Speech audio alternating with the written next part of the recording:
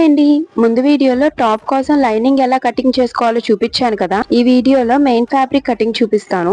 కొంచెం క్లారిటీగా అబ్జర్వ్ చేయండి. నేను వీడియోలో పైన నెంబర్స్ అనేవి మెన్షన్ చేస్తాను. మనం ఏదైతే లైనింగ్ కట్ చేసుకున్నామో దాని లెంత్ అనేది 41 ఇంచెస్, కానీ మెయిన్ ఫ్యాబ్రిక్ లెంత్ మాత్రం ఖర్చుతో కలిపి 32 ఇంచెస్ కట్ చేసుకోవాలి. ఇప్పుడు కింద మనకి ఏదైతే మెయిన్ ఫ్యాబ్రిక్ లెంత్ అనేది తగ్గిద్దో దాన్ని సపరేట్ పీస్ గా కట్ చేసుకుని దీన్ని కుర్చీలు పెట్టుకుంటాం అనమాట. ఈ కుర్చీల్ని మనం మెయిన్ ఫ్యాబ్రిక్ కింద అటాచ్ చేస్తాం. బేసిక్ గా ఫ్రాక్ ఎలా అయితే ఫ్రిల్స్ పెట్టుకుంటామో సేమ్ అదే విధంగా అనమాట. ఇందులో టాప్ కి పెడుతున్నాం అంతే తేడా. రిఫరెన్స్ పిక్ చూస్తే మీకు అర్థమవుతుంది నేనేం చెప్తున్నాను. ఇప్పుడు మీరు టాప్ అనేది కటింగ్ చేసుకున్నాక కింద ఎంతైతే వెడల్పు వచ్చిందో చూసుకొని ఆ వెడల్కి డబల్ ఉండే క్లాత్ తీసుకోండి.